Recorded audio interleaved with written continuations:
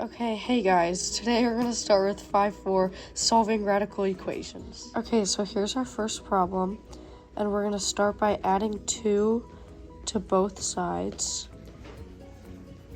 which is going to give you x plus 10 equals 8. Okay, so from here, we're going to square both sides to cancel out the square root. And then that's just going to leave us with this equation. And then we're going to square root 8 to get us 64. Okay, so the last part is you're going to subtract 10 from both sides. And you're going to get x equals 54. So the whole point of this equation is to get x by itself. Okay, so now we're going to check the equation just to make sure it's right. So how we're going to do this is we're going to plug 54 in for x to see if we get the same answer. Okay, we're going to start this by adding 54 and 10 together under the square root and get 64. And then you're going to write the rest of the equation like normal. And then you're going to do the square root of 64, which gives you 8. Subtract 2. 8 minus 2 is 6, which makes this answer correct. Okay, so this is going to be our next problem, and it's basically the same thing. We're just adding a cubed root. So we're going to start this just like the other one, subtract 4 from both sides. And that's going to get us cube root of x equal to 4. And then we need to get rid of this cubed root, so we're going to add a 3 to both sides to cancel that out. So it's just going to give us x equals 4 to the third power, which gives us 64. Okay, so now we're going to check our answer. So we're going to take the cube root of 64, which gives us 4. There you go. And then put the rest of our equation in. And obviously, 8 equals 8, which makes this right. Okay, so now we're going to learn about extraneous solutions, which basically is algebraic solutions that do not satisfy the equation. This basically means that some solutions, when you plug them back in, might not work. Okay, so now we're going to do an example of extraneous solutions. You'll see at the end. But we're going to start this by putting a 2 there to cancel this out. And then that'll leave you the same equation, just without the square root. Which will get you... You have to put this in parentheses and remember to leave that out. Okay, so next we have to multiply this by each other. So we're going to do that, which is going to give you x squared minus 4x plus 4. Okay, so if you're wondering how we got this, we're going to break it up. And basically you're just going to take this x and put it in front of that equation. And then you're going to take the negative 2 from that and put it in front of that equation. And so now we're going to distribute this x to this x, which is going to give you x squared. And then this x to the negative 2, which is going to give you negative 2x. Now we're going to move over here. Also going to give you negative 2x. Then negative 2 minus negative 2 is going to give you positive 4. Okay, now we have to combine like terms. So all we have to do is the negative 2x and negative 2x to get negative 4x. And then plus 4, and that's how we got this up here. Okay, going back to the equation, now we're going to take that side and put it back in front. And then take this right here, put it on the other side. X 4. Okay, so now we're going to subtract these from these to get 0 on the left side and all the values on the right. So subtract 2x, and then add 1. Okay, so from that we're going to get 0 equals x squared minus 6x plus 5. Okay, so now we have to factor this to get something that multiplies to 5 and adds to negative 6. So for that, we're going to get x minus 1, x minus 5. Now to get our final answer, we have to solve these equations. So for that, we're going to do x minus 1 equals 0, and x minus 5 equals 0. So to do this, we have to add 1 to both sides, which gives us x equals 1. Now we have to add 5 to both sides, which gets x equals 5. Okay, so now we have to check if there's any extraneous solutions. So to do that, we're going to plug these back into the original equation to see if it gives us the same answer. So, and remember to put the x in parentheses, or else it's not going to work. Equals 1. Okay, so when you plug this side in the calculator, you get 1. And then when you plug this side in, you get -1, and those do not equal each other, so you know this is an extraneous solution. Okay, so we cannot use this because it is an extraneous solution, but we still have to check for 5. Okay, so if you plug this in the calculator, you get 3. And if you plug this side in, you also get 3, so this is correct, and it is not an extraneous solution. Okay, so now we're going to do a word problem. So, the half-life of a certain type of soft drink is 8 hours.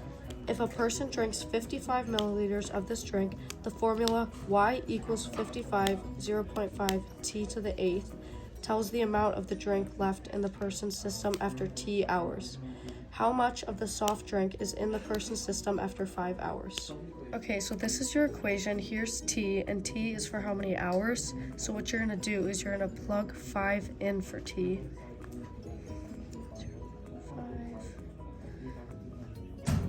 And then solve. So when you plug this in your calculator, you're going to get 35.7, but don't forget milliliters because they're asking for units.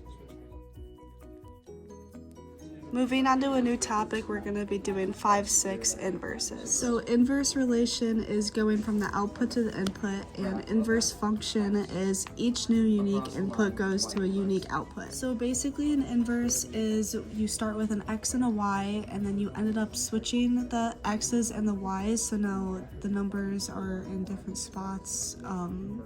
Basically the y's go to the x's and the x's go to the y's.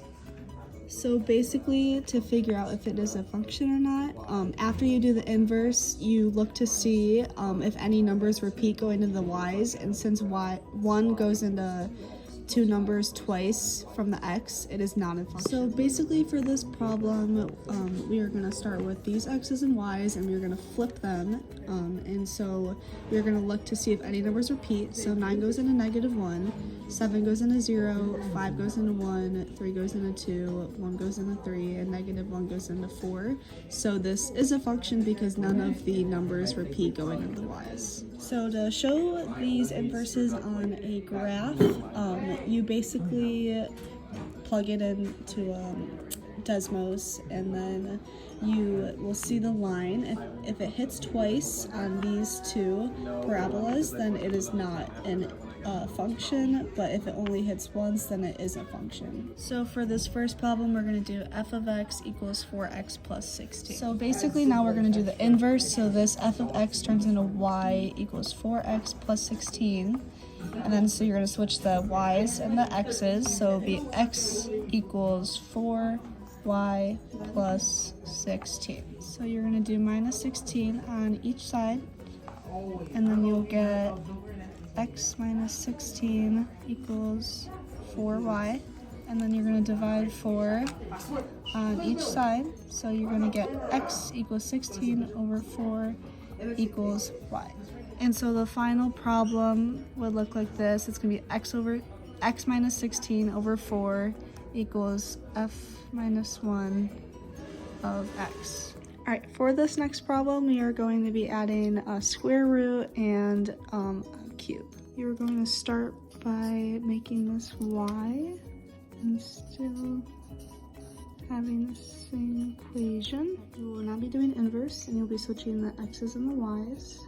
So do that as so.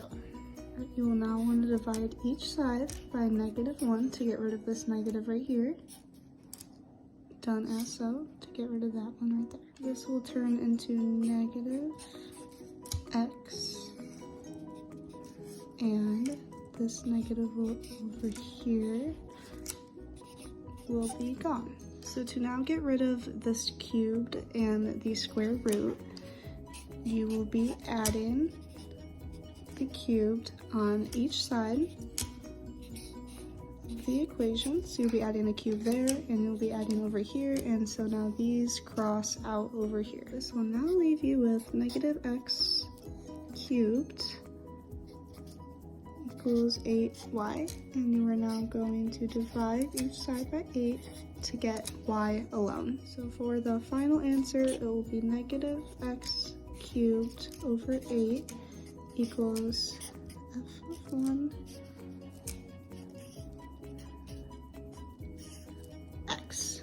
So that is your final answer. I will be now showing just one last example of an inverse. So you will want to make this side y and keep this the same. And you'll want to do an inverse, so you'll be switching the x and the y. So the x will be there, and this will change to y plus 7. Just to make this a little bit easier, we'll be switching the sides. So this will be 4 over y plus 7 equals x, so we are literally just switching this x over to the other side. So after you move the x over, you will want to get rid of this fraction. So you want to multiply each side by y plus 7. That will cancel both of those out, so you'll be left with y equals y plus 7 x. You will now want to distribute this x into the parentheses. It'll be 4 equals xy plus 7x. You will now want to move this x and y over to this side. So do minus xy on each side, leaving 4 minus xy equals 7x. And then you want to move this 4 to this side, so you do minus 4 on each side, leaving you with negative xy equals 7x minus 4. Okay, you will now want to get this y by itself, so you'll divide by negative x on each side. This y is now by itself, and now we will be simplifying the final answer. We now have the final answer, and the negative here made this a positive and made the 7x a negative. So I just swapped those around. And we now have the final answer.